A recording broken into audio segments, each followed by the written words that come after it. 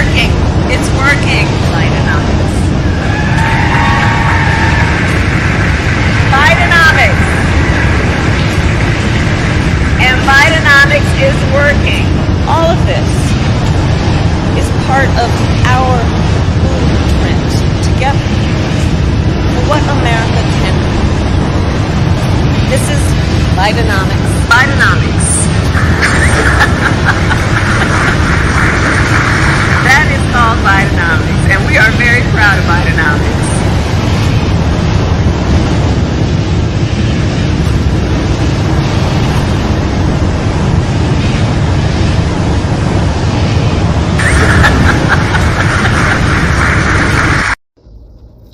Hi folks, this is Peter Boykin, and this is hashtag Go Right with Peter Boykin. We got a lot of news to talk about.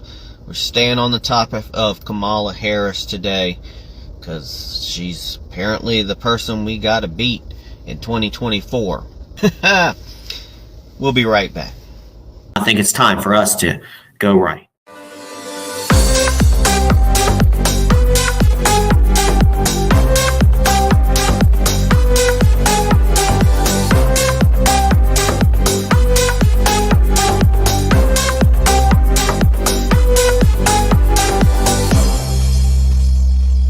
Suffer the consequences of our future president not liking my Indian food. Can I just tell you something? Yeah. I've never made dosas. And today we are cooking, but we have a very special guest.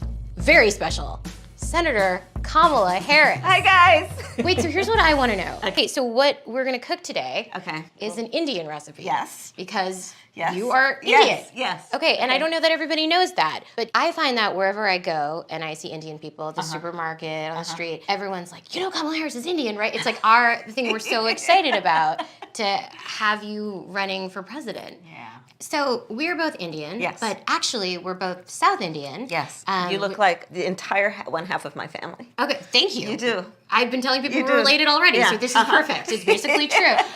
And so were you raised eating South Indian food? South Indian food. Lots of rice and yogurt, potato curry, dal, lots of dal, idli. Yes, idli. That's a deep cut.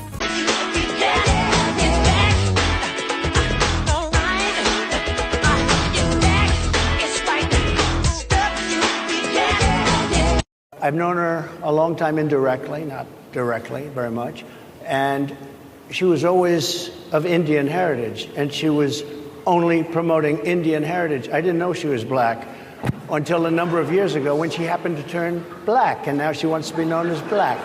So I don't know, is she Indian or is she black? She has always identified as a black woman. She went to a historically black college. I respect either one, but she obviously doesn't, because she was Indian all the way, and then all of a sudden she made a turn, and she became a black person. Just to be clear, sir, do you believe that I think somebody should look into that too when you continue in a very hostile, nasty tone. It's a direct question, sir. Do you believe that Vice President Kamala Harris is a DEI hire, as some Republicans I really don't have know. said? I mean, I really don't know. Could be. There are some, and there are. The former president's comments yesterday to the National Association of Black Journalists, where he said that Vice President Harris is, quote, all of a sudden black. As a father of 3 biracial children, did those comments give you pause at all?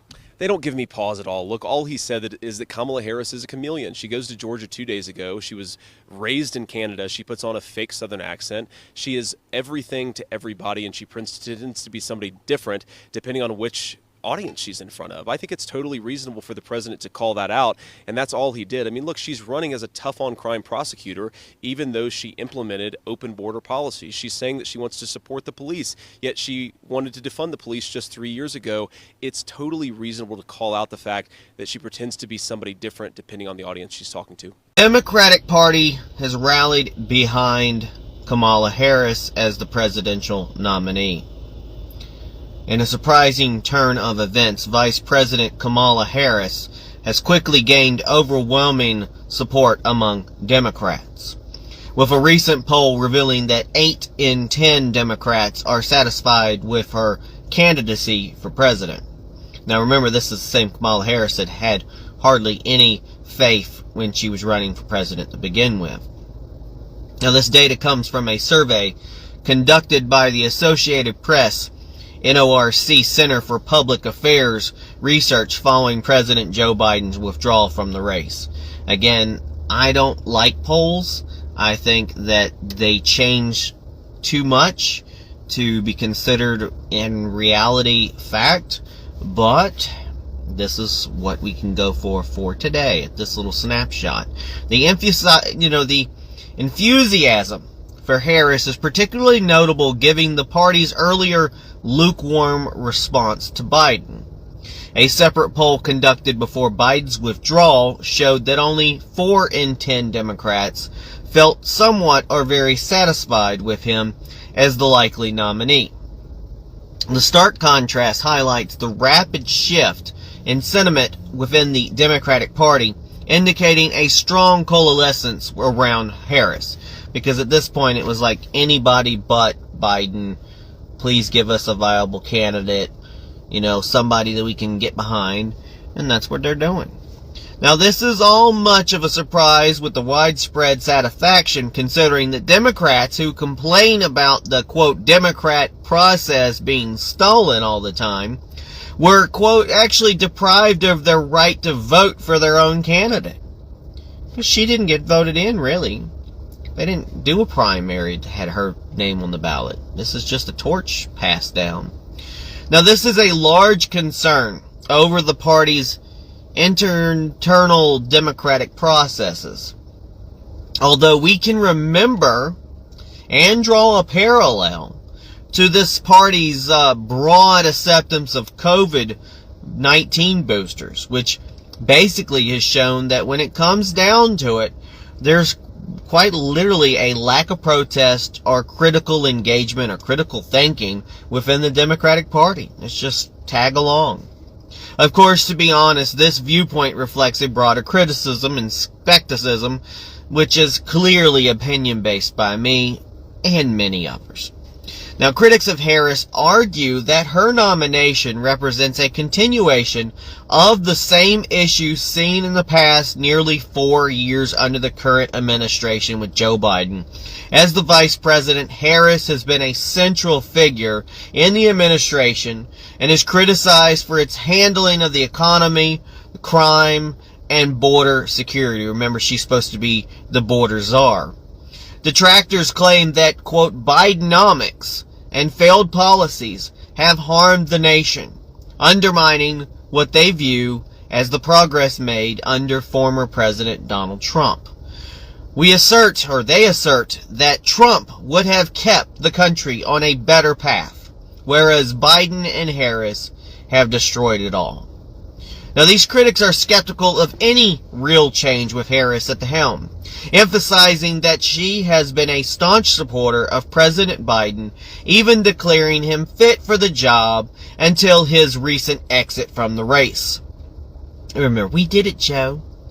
There is speculation that significant financial pressure from large donors within the Democratic Party played a lot in Biden's departure, suggesting a calculated move rather than a genuine shift in leadership vision. This criticism highlights concerns about the authenticity of the party's leadership and its direction moving forward. Buyer beware, people. As the nation approaches the next election cycle, the support for Kamala Harris within the Democratic Party will be a key factor to watch, especially as it contrasts with the Republican perspective on leadership and governance. In our constitutional republic, all voices have the opportunity to be heard, and the coming months will test whether the Democrats can maintain their unity and convert it into an electoral success. And God, I hope not. In summary, while the Democratic Party seems to be rallying behind Kamala Harris, the broader implications for the general election remain to be seen. The party's ability to address internal criticisms and present a compelling vision to voters will be crucial in determining their success. This is #GoRight with Peter Boykin. We're going to continue on. The controversial floating barriers known as the Rio Grande border buoys in Eagle Pass can stay in the water for now. That decision from a federal appeals court that came last night. Ken Molestina explaining why Governor Abbott is now claiming this as a victory and why those who want it removed vow to keep on fighting. This is the floating barrier, made up of large orange spheres or buoys installed by Governor Greg Abbott and intended to deter illegal border crossings.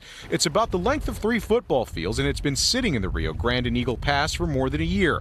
Now, after lawsuits over its legality, the Fifth Circuit Court of Appeals says they can stay. Am I upset about this decision? Yeah, I am very upset because the reality is it's just a ploy. It's just a political stunt. Jesse Fuentes is with the Eagle Pass Border Coalition and owns a small river tour company in the area. He was the first to sue before the Biden administration jumped on board with the effort. What do you think is the next step for you all now, legally, now that it's been decided that they could stay? I have a feeling that we will send this to the Supreme Court. Eventually, it's going to get to the Supreme Court. And I mean, there's precedent there, hundreds of years of precedent that protects that river.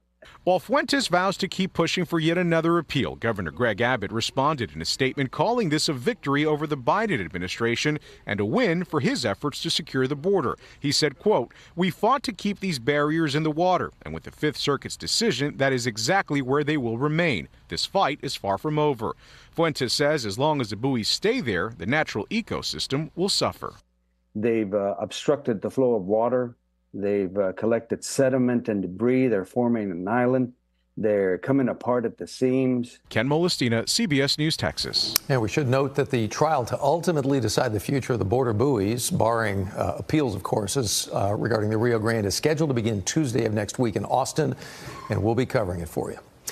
So Texas has secured a border victory over the Biden-Harris administration. Finally. In a significant ruling, the Fifth U.S. Circuit Court of Appeals has allowed Texas to keep a floating barrier in the Rio Grande. This decision comes as a victory for the state against the Biden-Harris administration, which has sought to remove the barrier. The barrier, designed to deter illegal immigration from Mexico, stretches the length of 3 soccer fields and is anchored by concrete in Eagle Pass, Texas. This area has been a notable hotspot for border crossings. Now, Texas Governor Greg Abbott expressed his approval on social media, stating, quote, "Last night, the Fifth Circuit ruled that Texas can keep our buoys in the Rio Grande.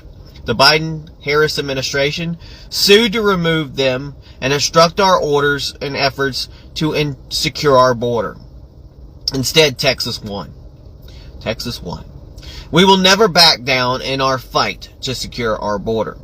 Abbott's statement underscores Texas' commitment to bolstering border security, a priority for the state's administration under his leadership. Now, the Biden-Harris administration, argues that the barrier violates the Federal Rivers and Harbor Act, anything that can pull out of a hat, right, and poses risks to human rights and the environment. This concerns highlights a broader debate over the legality and the ethics of such measures. And this court decision is not the final resolution, but allows the barrier to remain while further legal proceedings continue. This case reflects ongoing tensions between state and federal approaches to border security. You know what would fix this? A big, beautiful wall. A wall that works, that's borders are closed, not wide open like they are technically down the street from border crossing Eagle Pass right now. Now, in related news, the New York State Supreme Court recently ruled against New York City Mayor Eric Adams' effort to stop Texas from busing illegal immigrants to the city, illustrating the national scope of the immigration issue. So, New York, you can have all the illegals coming into Texas. You deal with it. Now, under the Biden-Harris administration, over 10 million illegal immigrants have entered the United States. That's less than 4 years. 10 million more people. Critics argue that the administration's policies are insufficient to control the situation, while supporters emphasize the need for comprehensive immigration reform. This situation remains a contentious issue within American politics, with states like Texas taking independent action to address border security concerns. Source of this is National Pulse, and this is also on GoRightNews.com. I'm going to tell you, we got to keep our border secure. We got to keep our border secure. It's not about not wanting people to come in and not people wanting to immigrate. Even though it was up to me, I'd put a 20-year moratorium on immigration, case-by-case basis, secure our nation completely, because that's the job of our nation, is secure our borders. But, you know, they fail at it. Meanwhile, people suffer.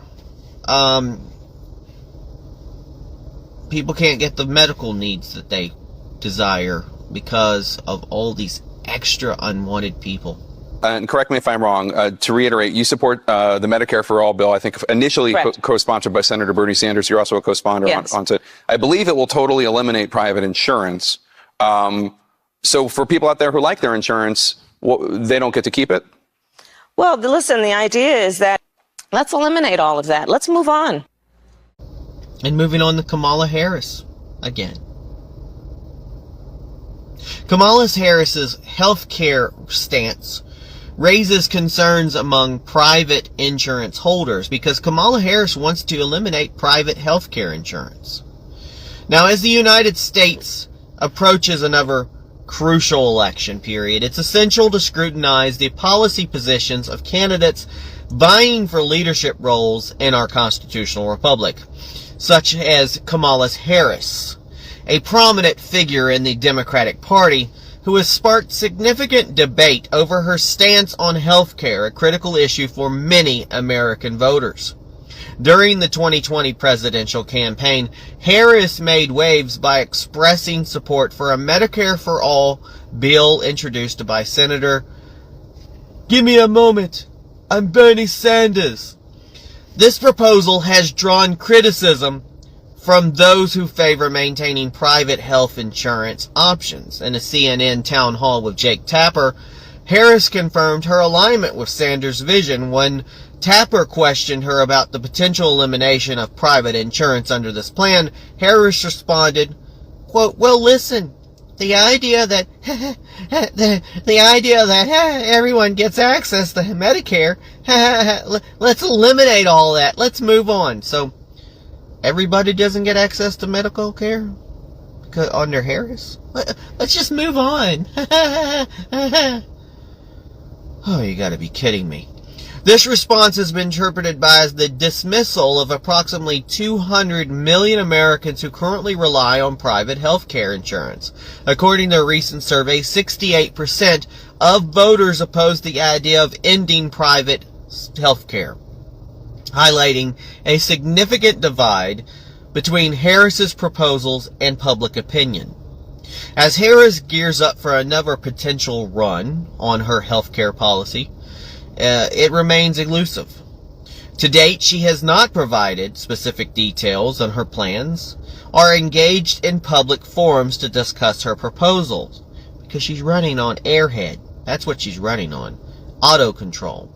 The absence of detailed policy outlines leaves many questions unanswered, particularly for those concerned about the future of private insurance. It's important to note that the interpretation of Harris's remarks and her implications for private insurance is a matter of ongoing debate. Critics argue that her position could lead to increased government control over health care. We don't need that. While supporters claim it aims to ensure universal access to medical services, there's nothing bad with that because I personally think healthcare is a right. That's one thing that we should be doing. I don't believe in for-profit insurance. I think it's horrible that we're not trying to cure more diseases and eliminate people in hospitals. And as long as you keep it a profit, there's no incentive to fix things. Now, as the election season progresses, voters will likely seek more concrete information, we hope, on where Harris stands on this and other critical issues. Source of this is the Daily Wire. We also have this on GoRightNews.com. Joe Rogan destroying the liberal media for working to rewrite Kamala Harris's radical record. The podcaster warning that the media's anti-Trump agenda will give Kamala a huge boost to the ballot box. She's going to win. I feel like we are in this very bizarre time where people are giving in to the in a way that I never suspected people would before. And this is one, they just want no Trump no matter what, and they're willing to gaslight themselves. She's the least popular vice president of all time, and then in a moment in time, all of a sudden she's our solution. She's our hero. Try Googling a negative story on her. You won't find one. I would have thought that Trump getting shot would, like, that's it, election's over. But it's like they memory hold that so quick. So Joe Rogan criticized the media's portrayal of Kamala Harris as the pseudo-cultural icon. Kamala Harris is not an icon. She's a disaster. Joe Rogan cuts in the heart of the Kamala Harris rebrand, and that's what it is. It's a rebrand. In a recent episode of his podcast, The Joe Rogan Experience, Joe Rogan discussed the media's shift in portrayal of Vice President Kamala Harris's. You know, the transformation has been characterized as a strategic rebranding, repositioning of Harris as a cultural icon despite previous widespread criticism. Rogan, speaking with guest star Michael Malice, expressed skepticism about the sudden change in media narrative. He stated, "Everybody forever was like, Kamala Harris is the worst vice president. She's the least popular vice president of all time. And then in a moment of time, all of a sudden, she's our solution." Rogan continued, "She's our hero. Everybody's with her. All of these social media posts about her, try Googling a negative story about her, and you won't find one. Ta-da!" Yeah. Rogan's commentary suggests that this rebranding is part of a broader manipulation of public perception by the media. Just like half her family's Indian, half her family's Jamaican. All of a sudden she went from being Indian to now she's black, and they're making it like she's an African American black, and she graduated from a nationally black college, and they're using that DEI tactics to try to brainwash the black population to, she's one of you, vote for her, she'll do well with you, come on, give it a chance. No.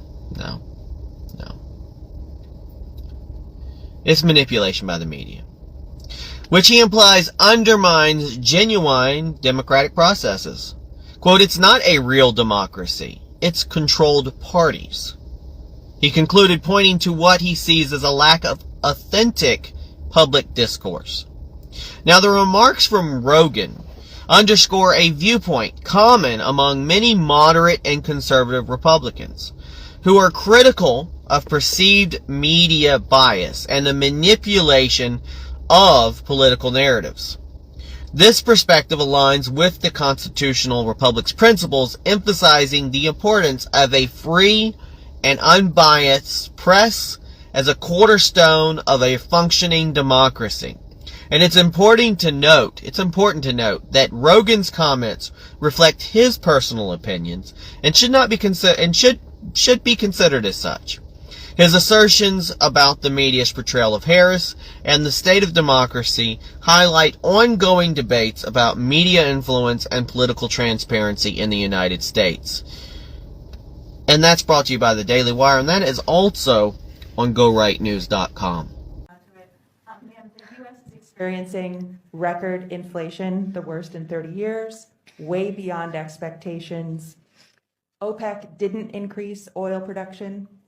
Can you tell us a little bit about how you would prevent the new spending in your Build Back Better agenda from exacerbating the problem? And also, what else are you going to do to fix this problem with inflation? All right, thank you. Well, let's start with this. Prices have gone up, and families and individuals are dealing with the realities of that bread costs more, that gas costs more. And we have to understand what that means. That's about the cost of living going up.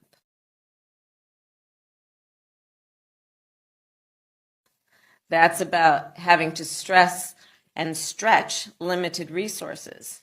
That's about a source of stress for families that is not only economic, but is on a daily level, something that is a heavy weight to carry. So it is something that we take very seriously. But there is also a point that is important to make on the Build Back Better framework. One, it is designed to make it less expensive for working people to live.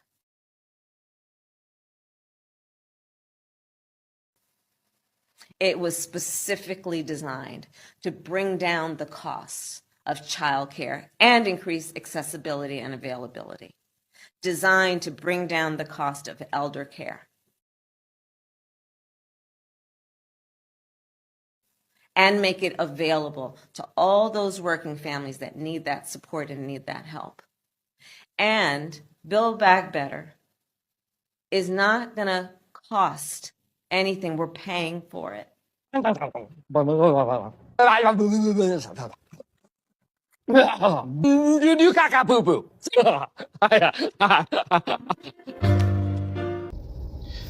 let's give you the hashtag GoRight Roundup. So today we've talked about Kamala Harris. That's going to be an ongoing subject because there's not much to talk about Biden. Unless he falls down the stairs or he does another crazy speech, they're going to keep Biden in the background. The spotlight is on Kamala Harris. Like they said, the polls are saying Kamala Harris is this, Kamala Harris is that. And yeah, I've given airtime to Kamala Harris, but like I've been saying, you have to point out, you have to get the information out there. And if the media will not downplay her, will not talk bad about her, they're only going to boost her. They're only going to boost her ratings and talk about how wonderful she is. They won't talk about how she only had 4% when she was running. 4% of popularity when she was running originally in the fold, that she dropped out before the actual primary, so she wasn't even voted on at all. She hasn't even been on a ballot, I don't think, for president, but yet she's now going to be the nominee. That says a lot for the Democratic process. I know their candidate was bad, but people voted on that candidate. They waited till the 11th hour. They should have had her on the ballot. He should have dropped out. This takes away from a lot of other people who had the opportunity to come forward to run as a Democrat. Maybe a little bit more sensible people. Maybe a little bit more viable to go against Donald Trump. This also helps Donald Trump out. But we have to fight if you want Donald Trump to win. First, we have to make sure there's no more cheating going on. Two, we have to make sure that none of these 10 million or so illegal aliens who's gotten here in the last 10 years, or no, 4 years, less than 4 years, my bad, 10 million are not voting. That you have to be an American citizen and prove that you're voting. And we have to work on those measures locally and statewide and federal-wide. We have to make sure that only the right people are getting absentee ballots.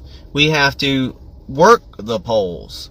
We have to show up and make sure no hanky-panky is going on. Because our election was stolen in 2020. I don't care what YouTube thinks. I don't care. For a long time, I lost one of my YouTube channels for talking about this. And then they secretly let you go ahead and talk about it now. Because they know what's up. They'll say unfounded this, unfounded that. But it's, again, I brought up this. It's unfounded if you let the person who's supposed to honestly look over the information, to gatekeep the information, to secure the information, if that person is also the person doing the cheating, and they erase their tracks, then there's nothing to see here. I've made this allusion. If the murderer, if somebody murdered somebody, but they were also the investigation, they were the investigator of the murder, not only would they know how to remove the evidence, they would also be the one investigating the murder. And they would say nothing to see here. And they would give that to the media. And they would give that to the judge and the lawyers. And they would get away with murder. And that is how they got away with murdering our last election. By cheating. And I know a lot of crackpops and other things like that, and you had the whole QAnon movement and all that, and you had a lot of extra false information from both sides that really screwed up the information. And then you had the complications, January 6th and everything. But we all know what happened, folks. We've been joking about the cheating from the Democratic Party for years and years. It's a joke. We all know about it. They joke about it. Talk about dead people voting, etc., and the rolls not being closed and, unacceptable votes. We've got to work on something. We have to work on that. Because, Donald Trump said the other day, vote for me now, because there probably won't be any more voting after that. Yeah, you need to vote for me now because the whole system's going to hell. We might not have a political system after 4 years. We don't know. The future is unwritten. The future is uncertain. And the future is up to you. And it's time for you to hashtag go right. For America. Do right. Be right. And then maybe the country will be right. Have a good day. God bless. Peace.